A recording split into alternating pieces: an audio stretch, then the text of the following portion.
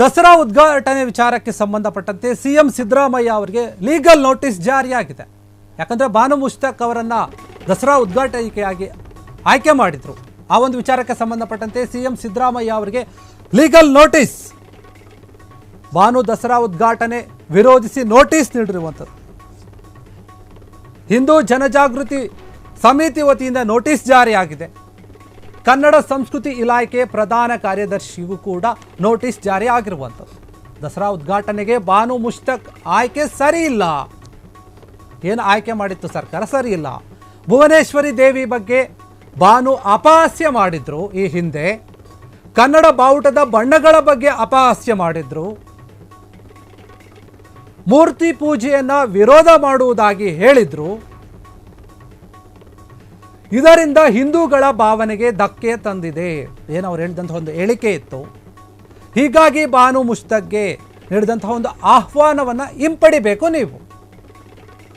ಹಿಂದೂ ಜನಜಾಗೃತಿ ಸಮಿತಿಯ ಮೋಹನ್ ಗೌಡ ಒತ್ತಾಯವನ್ನು ಮಾಡಿರುವಂಥದ್ದು ಈ ವಿಚಾರದಲ್ಲಿ. 7 ದಿನ ಕಾದು ನೋಡಿ ಹೈಕೋರ್ಟ್ ಮೊರೆ ಹೋಗುವಂತಹ ಎಚ್ಚರಿಕೆಯನ್ನು ಕೊಟ್ಟಿದ್ದಾರೆ. ಮುಖ್ಯಮಂತ್ರಿ ಸಿದ್ದರಾಮಯ್ಯ ಅವರಿಗೆ ಈ ಒಂದು ವಿಚಾರದಲ್ಲಿ ಲೀಗಲ್ ಆಗಿರುವಂತಹ ಒಂದು ನೋಟಿಸನ್ನು ಕಳಿಸಿರುವುದು.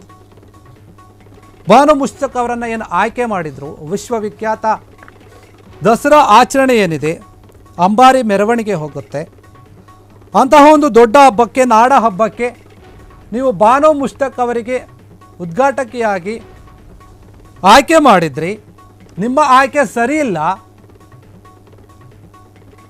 ಅವರು ಭುವನೇಶ್ವರಿ ದೇವಿಗೆ ಅಪಹಾಸ್ಯ ಮಾಡಿದರು. ಕನ್ನಡದ ಬಾವುಟಕ್ಕೆ, ಕನ್ನಡದ ಬಾವುಟದಲ್ಲಿರುವಂಥ 2 ಬಣ್ಣಗಳಿಗೆ, ಕೆಂಪು ಹಳದಿ ಬಣ್ಣಗಳಿಗೆ ಅವರು ಅದರ ಬಗ್ಗೆನೂ ಮಾತಾಡಿ ಅಪಹಾಸ್ಯ ಮಾಡಿದರು. ನೀವು ಕನ್ನಡವನ್ನೇ ಮಾತಾಡೋಕ್ಕೆ ಬಿಡ್ತಿಲ್ಲ ಅಂತ ಹೇಳಿದರು.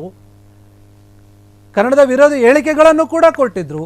ಅಂಥವರನ್ನು ಆಯ್ಕೆ ಮಾಡಿರುವಂಥದ್ದು ಯಾವುದೇ ರೀತಿಯಾಗಿ ಸರಿ ಇಲ್ಲ. ಹೀಗಂತ ಹೇಳಿ ಹಿಂದೂ ಜನಜಾಗೃತಿ ಸಮಿತಿ ಏನಿದೆ ಅದರಿಂದ ನೀವು ನೋಟಿಸ್ ಜಾರಿಯಾಗಿರುವಂಥದ್ದು. ಇದರ ಜೊತೆಗೆ ಕನ್ನಡ ಸಂಸ್ಕೃತಿ ಇಲಾಖೆಯ ಪ್ರಧಾನ ಕಾರ್ಯದರ್ಶಿಗೂ ಕೂಡ ನೋಟಿಸ್ ಜಾರಿಯಾಗಿರುವಂಥದ್ದು. ನಿಮ್ಮ ಆಯ್ಕೆ ಸರಿಯಿಲ್ಲ, ನಿಮ್ಮ ನಿರ್ಧಾರ ಸರಿಯಿಲ್ಲ, ಇದು ಹಿಂದೂಗಳ ಭಾವನೆಗೆ ಧಕ್ಕೆ ತರುವಂತಹ ವಿಚಾರ. ಅಂಥವರಿಂದ ನೀವು ದಸರಾ ಹಬ್ಬವನ್ನು ಉದ್ಘಾಟನೆ ಮಾಡಿಸಬಾರ್ದು ಅಂತ ಹೇಳಿ ಈ ರೀತಿಯಾಗಿ ಕಾನೂನು ರೀತಿಯಲ್ಲಿ ಹೋರಾಟ ಮಾಡೋಕ್ಕೆ ಮುಂದಾಗಿರುವಂಥದ್ದು. ಹಿಂದೂ ಜನಜಾಗೃತಿ ಸಮಿತಿಯ ಮೋಹನ್ ಗೌಡ ಅವರು ಒತ್ತಾಯ ಮಾಡಿರುವಂಥದ್ದು ಈ ವಿಚಾರದಲ್ಲಿ. ಯಾಕಂದರೆ ಹಿಂದೂ ಭಾವನೆಗಳಿಗೆ ಧಕ್ಕೆ ಆಗ್ತಾ ಇದೆ, ನಮಗೆ ನಿಮ್ಮ ನಿರ್ಧಾರ ಇಷ್ಟ ಆಗ್ತಿಲ್ಲ, ನಿಮ್ಮ ಸರ್ಕಾರದ ನಿರ್ಧಾರ, 7 ದಿನ ನಾವು ಕಾದು ನೋಡ್ತೀವಿ ಅಷ್ಟೇ, ಆಮೇಲೆ ಹೈಕೋರ್ಟ್ ಮೊರೆ ಹೋಗುವ ಎಚ್ಚರಿಕೆಯನ್ನು ಕೊಟ್ಟಿರುವಂಥದ್ದು ಮೋಹನ್ ಗೌಡ ಅವರು. ಈ ಒಂದು ವಿಚಾರದಲ್ಲಿ ಸಿಎಂ ಸಿದ್ದರಾಮಯ್ಯ ಅವರು ಈ ಒಂದು ಆಯ್ಕೆಯನ್ನು ಸಮರ್ಥನೆ ಮಾಡ್ಕೊಂಡಿದ್ರು 2-3 ಬಾರಿ ಸರಿ ಇದೆ ಅಂತ. ಆದರೆ ಅನೇಕ ಕಡೆಯಿಂದ ಈಗ ಆರೋಪಗಳು ಕೇಳಿ ಬರ್ತಾ ಇದೆ, ಈ ಒಂದು ವಿಚಾರ ಸರಿ ಇಲ್ಲ, ಇವರ ಒಂದು ನಿರ್ಧಾರ ಸರಿ ಇಲ್ಲ, ಆಯ್ಕೆ ಮಾಡಿರುವಂಥದ್ದು ಸರಿ ಇಲ್ಲ, ಬಾನು ಮುಷ್ತಾಕ್ ಅವರು ಬೇಡ ಈ ಒಂದು ಉದ್ಘಾಟನೆಗೆ ಅಂತ ಹೇಳಿ ವಿರೋಧ ಮಾಡ್ತಿರುವಂಥದ್ದು. ಈಗ ಕೂಡ ಹಿಂದೂ ಜನಜಾಗೃತಿ ವೇದಿಕೆ ಸಮಿತಿ ವತಿಯಿಂದ ನೋಟಿಸ್ ಜಾರಿಯಾಗಿರುವಂಥದ್ದು. ಸಿಎಂ ಸಿದ್ದರಾಮಯ್ಯ ಅವರಿಗೆ ಲೀಗಲ್ ನೋಟಿಸ್ ಬಂದಿರುವಂಥದ್ದು ಈ ಒಂದು ವಿಚಾರದಲ್ಲಿ. ಯಾಕಂದರೆ ದಸರಾ ವಿಚಾರ ಏನು ಸಾಮಾನ್ಯದ್ದಲ್ಲ. ಈಗಾಗಲೇ BJP ಎಲ್ಲ ನಾಯಕರು ಕೂಡ ಮಾತನಾಡಿದ್ದಾರೆ ಈ ಒಂದು ವಿಚಾರದವಾಗಿ.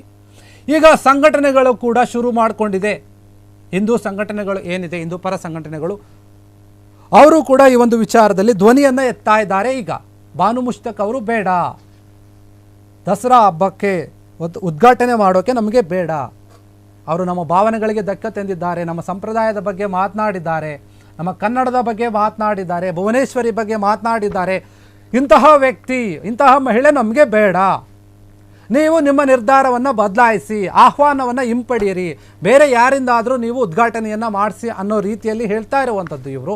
7 ದಿನಗಳನ್ನು ಕಾದು ನೋಡ್ತೀವಿ, ಇಲ್ಲಾಂದರೆ ಹೈಕೋರ್ಟ್ ಮೊರೆ ಹೋಗ್ತೀವಿ, ಎಚ್ಚರಿಕೆ ಇರಲಿ ನಿಮಗೆ ಅನ್ನೋ ರೀತಿಯಲ್ಲಿ ಹೇಳಿರುವಂಥದ್ದು ಮೋಹನ್ ಗೌಡ ಅವರು. ಈ ಒಂದು ವಿಚಾರದಲ್ಲಿ ದಸರಾ ಉದ್ಘಾಟನೆ ಸಾಕಷ್ಟು ಜನರ ಒಂದು ನಿರೀಕ್ಷೆ ಇತ್ತು. ಈ ಬಾರಿ ಸರ್ಕಾರ ಯಾರನ್ನು ಆಯ್ಕೆ ಮಾಡುತ್ತೆ ಅಂತ ಯಾರೂ ಕೂಡ ಅಂದ್ಕೊಂಡಿರಲಿಲ್ಲ ಬಾನು ಮುಷ್ತಾಕ್ ಅವರನ್ನು ಆಯ್ಕೆ ಮಾಡ್ತಾರೆ ಅಂತ. ಆದರೆ ಸರ್ಕಾರ ನಿರ್ಧಾರ ತಗೊಂಡಿದ್ದು ಅವರಿಗೆ ಒಂದು ಬೂಕರ್ ಪ್ರಶಸ್ತಿ ಏನು, ಆ ಪ್ರಶಸ್ತಿ ಬಂದಿರೋದಕ್ಕೆ ಅವರು ನಮ್ಮ ಒಂದು ಕರ್ನಾಟಕ ರಾಜ್ಯಕ್ಕೆ ಒಂತಹ ಬೂಕರ್ ಪ್ರಶಸ್ತಿಯನ್ನು ತಂದುಕೊಟ್ಟಂತಹ ಲೇಖಕಿ ಅಂತ ಹೇಳಿ ಆ ಒಂದು ದೃಷ್ಟಿಯಲ್ಲಿ ಆಯ್ಕೆ ಮಾಡಿತ್ತು.